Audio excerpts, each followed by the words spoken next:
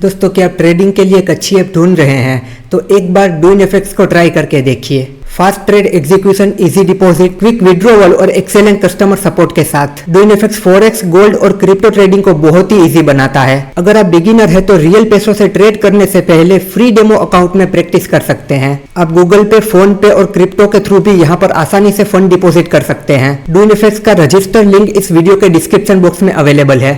दोस्तों आज के वीडियो में हम समझने वाले हैं फेयर वैल्यू गैप को, यानी कि एफवीजी को। यहाँ पर दो टाइप के फेयर वैल्यू गैप होते हैं, bullish fair value gap and bearish fair value gap. Introduction to smart money concept वाले वीडियो में मैंने आपको बताया था कि स्मार्ट मनी मतलब कि कौन होते हैं। बड़े प्लेयर, बड़े बड़े institution, bank, hedge fund etcetera. तो वो बड़ी क्वांटिटी में ट्रेड करते हैं, बड़ी कैपिटल के साथ ट्रेड करते हैं। उनकी क्वांटिटी हमारी क्वांटिटी की तरह छोटी क्वांटिटी नहीं होती, उनको बहुत ही बड़ी क्वांटिटी में ट्रेड करना होता है। तो इतना बड़ा ऑर्डर एक साथ नहीं लग सकता। अगर इतना बड़ा ऑर्डर वो एक साथ लगाएंगे तो शायद सारे ऑर्डर फिल भी ना हो, और किसी एक लेवल पर वो सारे ऑर्डर फिल करना पॉसिबल नहीं हो पाता है। तो इस वजह से वो क्या करते हैं, वो थोड़े थोड़े पार्ट में अपने ऑर्डर को फिल करते हैं। और जब भी वो अपने ऑर्डर को फिल करते हैं ना, तो तब मार्केट में एक बड़ा मूवमेंट आता है। इस तरीके से मार्केट में एक बड़ा मूवमेंट आता है। फिर यहाँ से उन्होंने देखो अपने ऑर्डर लगाए थे, इस लेवल से ऑर्डर लगाए थे। तो दोबारा से जब भी प्राइस इस लेवल पर आती है ना, तो यहाँ पर उनके पेंडिंग ऑर्डर होते हैं। तो वो पेंडिंग ऑर्डर फिल होने लगते हैं। तो दोबारा से यहाँ से प्राइस बाउंस बैक करके ऊपर की तरफ जाती है। यहाँ पर जब स्मार्ट मनी ने एंटर किया था तब हमें नहीं पता था, यहाँ से प्राइस इस तरीके से ऊपर गई तब हमें नहीं पता था कि यहाँ पर स्मार्ट मनी ने एंटर किया है। ये मोमेंट रह गया। पर अगेन से उसी लेवल पर जब प्राइस आती है, हमें पता होता है कि ये लेवल स्मार्ट मनी का लेवल है। यहाँ पर उसके पेंडिंग ऑर्डर होंगे जो कि इस लेवल पर फिल हो गए। तो दोबारा से जब प्राइस यहाँ पर आएगी तो अगेन से इस तरीके से अच्छा मूवमेंट होने के चांस है। तो यहाँ पर हम उनके साथ ट्रेड कर सकते हैं। यहाँ पर इस मूवमेंट को हम कैप्चर कर सकते हैं। Introduction to smart money concept वाले वीडियो में मैंने आपको बताया था ना कि हमें स्मार्ट मनी के फुटप्रिंट को फॉलो करना है। तो अब हम वही मेथड सीखने जा रहे हैं जहां पर हम एसएमसी के फुटप्रिंट को फॉलो कर सकते हैं। तो ये वीडियो बहुत बहुत ज़रूरी है, ध्यान से समझना, हर एक पॉइंट को क्लियर रखना। तो यहाँ पर हम पहले फेयर वैल्यू गैप को ड्रॉ करके समझेंगे, बुलिश फेयर वैल्यू गैप को और बियरिश फेयर वैल्यू गैप को, उसके बाद रियल चार्ट में देखेंगे। चलिए तो पहले समझते हैं बुलिश फेयर वैल्यू गैप को। देखिए फेयर वैल्यू गैप के लिए हमें 3 कैंडल को देखना होता है, 3 बुलिश कैंडल को देखना होता है। देखो आप समझो कि यहाँ पर ये इस तरीके से एक कैंडल बनी है। देखो यहाँ पर मेरी ड्राइंग थोड़ी सी अच्छी नहीं है पर आपको समझ में आ जाएगा। चलो यहाँ पर ये एक कैंडल बनी है, उसके बाद आप देखो यहाँ पर ये दूसरी कैंडल बनी है इस तरीके से, यहाँ पर ये दूसरी कैंडल बनी और यहाँ पर ये तीसरी कैंडल इस तरीके से बनी, और ये रहा इसका ये लो पॉइंट। हमें 3 कैंडल को देखना होता है जो एक के ऊपर एक बने, इस तरीके से नहीं। देखो इस तरीके से कोई कैंडल हो, देखो आपने कहा 3 कैंडल इस तरीके से हो कि चलो ये इस तरीके से, ऐसे नहीं, एक के ऊपर एक कैंडल बननी चाहिए और इतना ही काफ़ी नहीं है। अब रियल पॉइंट आ रहा है, उसे समझना। तो हमें 3 कैंडल चाहिए जो एक के ऊपर एक बने अप ट्रेंड में। अगर हम बुलिश फेयर वैल्यू गैप को देख रहे हैं तो यहाँ पर हमें 2 कैंडल पर फोकस करना है, एक पहली कैंडल, एक आखिरी कैंडल। पहली कैंडल का जो हाई है उसे हमें इस तरीके से मार्क करना है, और आखिरी कैंडल का जो लो है उसे हमें इस तरीके से मार्क करना है। तो ये जो यहाँ पर आपको गैप दिख रहा है ना, ये 2 कैंडल के बीच में आपको गैप दिख रहा है ना, पहली कैंडल और आखिरी कैंडल, पहली कैंडल का हाई, आखिरी कैंडल का लो, ये पहली और तीसरी कैंडल के बीच में ये जो आपको गैप दिख रहा है ना, उसे ही फेयर वैल्यू गैप कहा जाता है। तो यहाँ पर ये बन गया है हमारा फेयर वैल्यू गैप। आप मान लो देखो प्राइस इस तरीके से यहाँ पर थी, यहाँ पर एक सपोर्ट लेवल था, सपोर्ट लेवल के पास से अचानक से बाउंस बैक आया, एक के ऊपर एक इस तरीके से कैंडल बनने लगी और सडन मूवमेंट आया। कोई भी इसे कैप्चर नहीं कर पाया क्योंकि यहाँ पर स्मार्ट मनी ने एंटर किया था। किसी को पता नहीं था वो एंटर करने वाला है, वो हमें बता कर तो नहीं आएगा कि मैं यहाँ पर एंटर करने वाला हूँ। पर ऐसी कैंडल जो बनती है तो हमें पता लग जाता है, हमें अंदाज़ा मिल जाता है कि यहाँ पर बड़े प्लेयर ने एंटर किया है तभी इतना बड़ा मूवमेंट आया है। हम रिटेलर तो देखो इस तरीके से खेलते रहते हैं, ऐसा मूवमेंट हम नहीं ला सकते क्योंकि हमारी कैपिटल भी कम होती है। तो यहाँ पर उसकी बड़ी क्वांटिटी फिल हुई, इस वजह से ये मूवमेंट आया है। पर वो सारी क्वांटिटी एक बार में फिल नहीं करता है, वो चाहे फिर भी नहीं कर सकता है क्योंकि उसे यहाँ पर बाय करना है तो सामने उतने सेलर्स ही अवेलेबल नहीं होते, तो वो एक एक पार्ट में अपनी क्वांटिटी को फिल करता है। तो मान लेते हैं कि कुछ क्वांटिटी यहाँ पर उसने फिल की है, आप मान लो कि 50% क्वांटिटी उसने यहाँ पर फिल की है, तो यहाँ से प्राइस में अच्छा मूवमेंट आ गया। तो हमने यहाँ पर फेयर वैल्यू गैप को आइडेंटिफाई कर लिया। अब प्राइस ऊपर जाएगा, फिर एक लेवल से दोबारा से जब ये फेयर वैल्यू गैप के अंदर आएगा, यहाँ पर ये फेयर वैल्यू गैप को यहाँ पे टच भी कर सकता है, यहाँ भी आ सकता है, यहाँ तक भी आ सकता है, कोई भरोसा नहीं है। बस फेयर वैल्यू गैप के पास वो आना चाहिए, यहाँ से फिर वो ऊपर इस तरीके से जाएगा, यानी कि यहाँ पर जैसा मूवमेंट आया था ना, फिर से इस लेवल से ऐसा मूवमेंट आ सकता है। ऐसा क्यों? क्योंकि देखो यहाँ कहीं पर इस लेवल पर उसने बड़ा ऑर्डर लगाया, उसकी कुछ क्वांटिटी फिल हो गई, कुछ क्वांटिटी पेंडिंग थी, तो वहां पर जो उसके पेंडिंग ऑर्डर हो गए ना, जो क्वांटिटी फिल नहीं हुई है 50% फिल हो गई, 50% बाकी है, तो वो 50% क्वांटिटी यहाँ पर फिल होगी, फिर इस तरीके से सडन मूवमेंट आएगा। तो यहाँ पर हमें नहीं पता था प्राइस ऊपर जाने वाला है, पर यहाँ पर हमें फेयर वैल्यू गैप मिल गया, तो यहाँ पर प्राइस आएगी तो हमें पता होगा कि यहाँ से प्राइस के ऊपर जाने के चांस है। तो यहाँ पर हम अपने ट्रेड को प्लान कर सकते हैं, यहाँ पे ट्रेड बना सकते हैं, फिर इस मूवमेंट को हम कैप्चर कर सकते हैं। इस तरह हमें एसएमसी के फुटप्रिंट को फॉलो करना होता है। आई बात आपको समझ में? चलिए एक और बार समझ लीजिए, यहाँ पर हमें 3 कैंडल चाहिए होती है, 3 बुलिश कैंडल चाहिए होती है। देखो इस तरीके से, ये पहली कैंडल और एक के ऊपर एक होनी चाहिए, फिर यहाँ पर ये दूसरी कैंडल इस तरीके से, और फिर यहाँ पर ये तीसरी कैंडल देखो इस तरीके से, और तीसरी कैंडल देखो अगर इस तरीके से हो, कैसे? इस तरीके से हो, तो यहाँ पर कोई भी फेयर वैल्यू गैप नहीं बनता है। क्यों? क्योंकि देखो यहाँ पर बीच में गैप ही नहीं है। पहली कैंडल का हाई और ये तीसरी कैंडल का लो, दोनों देखो यहाँ पे टच कर रहे हैं, तो यहाँ पर कोई भी फेयर वैल्यू गैप नहीं बनता है। पर अगर तीसरी कैंडल का लो देखो इस तरीके से हो, पहली कैंडल का ये हाई यहाँ से हमने इस तरीके से ड्रॉ किया, तो देखो यहाँ पर आपको गैप दिख रहा है ना, अगर इसका लो देखो आप यहाँ तक होगा, इसे टच कर जाएगा, तो कोई गैप बचा ही नहीं, तो फेयर वैल्यू गैप कैसा? पर अगर इसका ये लो इसे टच नहीं करता, इससे थोड़ा सा देखो इस तरीके से दूर रहता है, तो यहाँ पर क्या बनेगा? यहाँ पर हमारा फेयर वैल्यू गैप बनेगा। कौन सा fair value gap? Bullish fair value gap. Bullish क्यों? क्योंकि कैंडल्स ऊपर की तरफ जा रही है। आई बात आपको समझ में? चलिए अब बियरिश फेयर वैल्यू गैप को भी समझ लेते हैं, उसके बाद देखते हैं रियल चार्ट में। तो बियरिश फेयर वैल्यू गैप के लिए भी हमें 3 कैंडल चाहिए, 3 बियरिश कैंडल चाहिए। ये पहली कैंडल और वो भी एक के नीचे एक होनी चाहिए, ऐसा नहीं कि यहाँ पर वो साइडवेज है। फिर यहाँ पर आप देखो ये दूसरी कैंडल कुछ इस तरीके से, फिर यहाँ पर देखो हमारी ये तीसरी कैंडल कुछ इस तरीके से। तो यहाँ पर हमें क्या करना है पता है? पहली कैंडल का लो, यहाँ पर क्या है? पहली कैंडल का लो मार्क करना है इस तरीके से, और तीसरी कैंडल यानी कि आखिरी कैंडल का हाई मार्क करना है इस तरीके से। ये पहली कैंडल और तीसरी कैंडल के बीच में ये जो गैप है वही है हमारा फेयर वैल्यू गैप। आई बात आपको समझ में? यहाँ पर भी देखो अगर आप इस तरीके से होगा कि ये है पहली कैंडल, यहाँ पर ये है देखो हमारी दूसरी कैंडल, और ये है देखो हमारी तीसरी कैंडल, और ये इस तरीके से है। यहाँ पर बीच में कोई भी गैप नहीं है, ये दोनों पॉइंट एक दूसरे को टच कर रहे हैं, तो कोई गैप बचा ही नहीं, तो फेयर वैल्यू गैप भी नहीं बनेगा। इन दोनों के बीच में गैप होना चाहिए, पहली और आखिरी कैंडल के बीच में गैप होना चाहिए।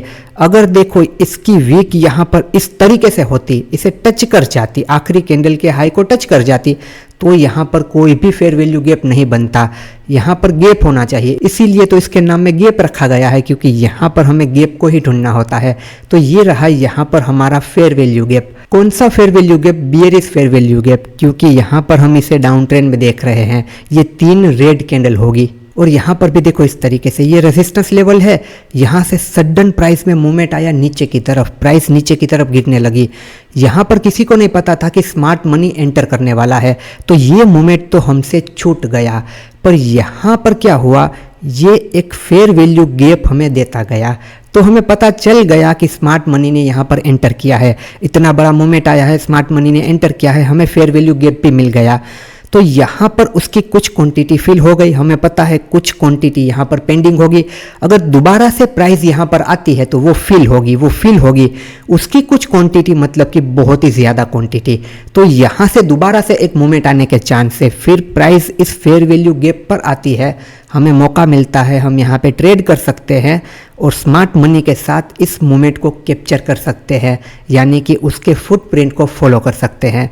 तो ये था हमारा bearish fair value gap. I hope आपको bullish and bearish fair value gap क्या होता है, उसे कैसे आइडेंटिफाई करना है वो पता चल गया होगा। रियल चार्ट में देखोगे ना तो और अच्छे से समझ जाओगे, उसके बाद आपको बिल्कुल कोई भी कंफ्यूजन नहीं रहेगा। चलिए तो अब समझते हैं रियल चार्ट में। पहले देखेंगे बुलिश फेयर वैल्यू गैप, उसके बाद देखेंगे बियरिश फेयर वैल्यू गैप। देखिए यहाँ पर आपको दिख रहा है एक बहुत ही अच्छा मूवमेंट आया है प्राइस में, ये हम नहीं ला सकते हैं, ये बड़ा प्लेयर ही ला सकता है। हम क्या करते हैं, हम ये सब कुछ करते हैं, हमसे ऐसा मूवमेंट नहीं आता है, हमारे पास पैसा कम होता है। जिसके पास ज़्यादा पैसा होता है, बड़ी कैपिटल होती है, जो बड़ी बड़ी क्वांटिटी से ट्रेड करता है, वो ये सब कुछ कर सकता है। हम तो इनके बीच में खेलते रहते हैं, लॉस करवाते रहते हैं, वेट करते रहते हैं। तो यहाँ पर देखो अब क्या हो रहा है, यहाँ पर आपको एक फेयर वैल्यू गैप दिख रहा है। हमने क्या समझा था, 3 कैंडल होनी चाहिए, एक के ऊपर एक। तो यहाँ पर एक के ऊपर एक 3 ग्रीन कैंडल है। तो यहाँ पर ये पहली कैंडल, तो ये पहली कैंडल का हाई हमने इस तरीके से मार्क किया। अब ये दूसरी कैंडल, फिर ये तीसरी कैंडल का लो हमने इस तरीके से मार्क किया। तो देखो यहाँ पर बन गया हमारा एक फेयर वैल्यू गैप। तो ये जो एरिया है ना, ये एरिया है हमारा फेयर वैल्यू गैप। यहाँ से देखो बड़े प्लेयर ने एंटर किया था, हमें नहीं पता था कि बड़ा प्लेयर एंटर करने वाला है कि हम भी अपना ट्रेड प्लान कर लेते। तो ये मूवमेंट मान लो हमसे छूट गया, पर ये फेयर वैल्यू गैप हमने देख लिया। अब तो हमें पता है ना कि यहाँ पर बड़े प्लेयर ने एंटर किया है। और ये फेयर वैल्यू गैप क्यों बनता है पता है, सडनली यहाँ पर बड़ी क्वांटिटी में ऑर्डर लगता है ना, तो प्राइस में बहुत अच्छा मूवमेंट आता है। इस वजह से ऐसी कैंडल बनती है और ये गैप रह जाता है। फिर अगेन से इस गैप में प्राइस आती है, उसके पेंडिंग ऑर्डर होते हैं, दोबारा से मूवमेंट आता है। तो ये बात आपको पता चल गई। अब आपने यहाँ पर फेयर वैल्यू गैप को आइडेंटिफाई कर लिया। आपको देखो प्रॉपर रेक्टेंगल लेके इस तरीके से करना है। ये पहली कैंडल का हाई और ये तीसरी कैंडल का लो, इन दोनों को आपको इस तरीके से रेक्टेंगल से जोड़ देना है और आगे इस तरीके से ले जाना है। चलो तो ये क्या है, ये है हमारा एक फेयर वैल्यू गैप। कौन सा fair value gap, bullish fair value gap. तो यहाँ से ये मूवमेंट छूट गया। अब हम वेट करेंगे कि जब भी प्राइस मेरे फेयर वैल्यू गैप में आएगी, वहाँ से एक मूवमेंट आ सकता है, तो वहाँ पर मैं अपना ट्रेड प्लान कर सकता हूँ। अब देखो एग्जैक्ट फेयर वैल्यू के अंदर आई प्राइस और फिर से इस तरीके से जाने लगी। अब यहाँ पर हमें ट्रेड किस तरीके से करना है कि फेयर वैल्यू गैप को प्राइस टच करती है तुरंत ट्रेड ले लेना है। ऐसी गलती कभी मत करना। ज़रूरी नहीं है कि हर फेयर वैल्यू गैप काम करे, वो फेल भी हो सकते हैं, हमारा लॉस भी हो सकता है। तो जब भी आप ट्रेड करो प्रॉपर रिस्क मैनेजमेंट के साथ करना, कंफर्मेशन के साथ करना, अच्छे से एनालिसिस करने के बाद करना, मल्टीपल टाइम फ्रेम एनालिसिस करने के बाद करना। तो यहाँ पर ऐसा बिल्कुल भी मत करना कि यहाँ पे टच किया सीधा ट्रेड ले लिया। कुछ ना कुछ पीछे लॉजिक होना चाहिए, एनालिसिस होना चाहिए। तो यहाँ पर देखो आप यहाँ पर इस तरीके से एक ट्रेंड लाइन लगाते हो। देखो यहाँ पर आपने ट्रेंड लाइन लगाई, यहाँ पर आपको पता है कि चलो ये फेयर वैल्यू गैप के अंदर है। आप बहुत ही सेफ तरीके से ट्रेड करना चाहते हो, तो यहाँ पर आप वेट कर रहे हो। यहाँ पर आप देखो तो एक स्ट्रक्चर भी बन रहा है इस तरीके से। तो आप चाहो तो देखो आप यहाँ पे ट्रेड ले लो लास्ट स्विंग लो के एसएल के साथ, तो आप ये मोमेंट कैप्चर कर सकते हो। पर अगर आप देखो ये कहते हो कि मुझे यहाँ पर ट्रेड लेना है और यहाँ पर मुझे एग्जिट करना है, यानी कि बॉटम पर बाय करूँगा, टॉप पर सेल करूँगा, और आप एक बहुत ही गलत रास्ते पे चल रहे हो। ऐसा करने जाओगे ना तो ज़्यादातर बार आपका लॉस ही होगा। कभी भी ऐसा मत सोचो कि बॉटम पे बाय करूँगा टॉप पे सेल करूँगा, या टॉप पे सेल करूँगा बॉटम पे बाय करूँगा। ये कोई भी नहीं कर पाता है। कभी कभार अगर आपसे ऐसा हो गया हो तो वो गलती से हुआ होगा। ये किसी को नहीं पता होता कि प्राइस कहाँ से ऊपर जाएगी, कहाँ से नीचे आएगी। तो इस गलतफहमी में बिल्कुल मत रहना कि मैं टॉप बॉटम को कैप्चर करूँगा। प्रॉपर आपको सिग्नल मिलता है, आपको कंफर्मेशन मिलती है, उसके बाद ही आपको ट्रेड करना है, वो भी प्रॉपर रिस्क मैनेजमेंट के साथ, एसएल के साथ। तो इन सारे पॉइंट का ख्याल रखना। उसके अलावा अगर आप कैंडलस्टिक को देखो तो आप यहाँ पर देखते हो कि फेयर वैल्यू गैप में यहाँ पर बुलिश कैंडलस्टिक पैटर्न बनी है, यहाँ पर बुलिश इंगल्फिंग पैटर्न बनी है। तो इस कैंडल का हाई ब्रेक होता है, यहाँ पर आप एंटर कर सकते हो छोटे से एसएल के साथ, तो आप ये मूवमेंट कैप्चर कर सकते हो, पर ये थोड़ा सा रिस्की रहता है। तो आप इस तरीके से करना चाहते हो तो आप इस तरीके से भी कर सकते हो, आप प्रॉपर कंफर्मेशन का वेट करना चाहते हो आप वो भी कर सकते हो। क्योंकि देखिए बुलिश कैंडल तो यहाँ पर भी बनी थी, देखो यहाँ से वीक रिजेक्शन है, फिर आप यहाँ पर देखो इसका हाई भी ब्रेक हुआ, पर फिर भी ये नीचे आ गया, यहाँ पर लोगों के एसएल ले लिए। तो इस तरीके से भी हो सकता है। और उसके अलावा ऐसा कहा जाता है कि एक बार प्राइस फेयर वैल्यू गैप को टच करती है तो वो मिटिगेट हो जाता है। मिटिगेट होने का मतलब कि वो यूज हो चुका, अब वो काम नहीं करेगा। पर यहाँ पर आप देख सकते हो कि ये मिटिगेट हो गया, फिर भी यहाँ से इसने बहुत अच्छे से काम किया है। ये मार्केट है, यहाँ पर कुछ भी हो सकता है, सारी चीज़ें एग्जैक्ट हो ऐसा बिल्कुल भी ज़रूरी नहीं है। तो फेयर वैल्यू गैप हमारा अनमिटिगेट होना चाहिए। अनमिटिगेट मतलब कि प्राइस ने उसे टच नहीं किया होना चाहिए। एक बार प्राइस ने उसे टच कर दिया मतलब वो मिटिगेट हो गया, फिर वो काम नहीं करेगा। और ऐसा मत करना कि यहाँ से प्राइस ऊपर गई है तो दोबारा आई तो मैं दोबारा चलो बाई कर लेता हूँ। देखो दोबारा यहाँ पर क्या हुआ है, क्योंकि उनके ऑर्डर एक बार यहाँ पर देखो फिल हो गए, बाकी बचे ऑर्डर यहाँ पर फिल हो गए, तो उनकी 100% क्वांटिटी फिल हो गई। फिर वो अपनी प्रॉफिट बुकिंग करेंगे यहाँ पर, आप करोगे यहाँ पर बाइंग, वो करेंगे प्रॉफिट बुकिंग, फिर ये होगा। फिर यहाँ पर भी देखो आप बहुत ही अच्छा मूवमेंट आया है, यहाँ पर भी स्मार्ट मनी ने एंटर किया है। देखो ये पहली कैंडल का हाई, ये तीसरी कैंडल का यहाँ पर ये लो, तो यहाँ पर स्मार्ट मनी ने एंटर किया, प्राइस में देखो इतना अच्छा मूवमेंट आया। अब ये बन गया देखो हमारा एक फेयर वैल्यू गैप।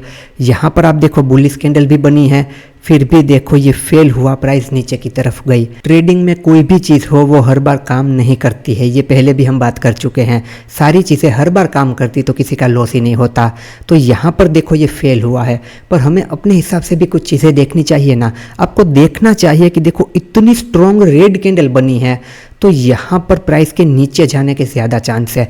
तो ऐसे में आपको अगर कुछ समझ ना आए तो ऐसे ट्रेड को आप इग्नोर करो, वही बेहतर रहेगा।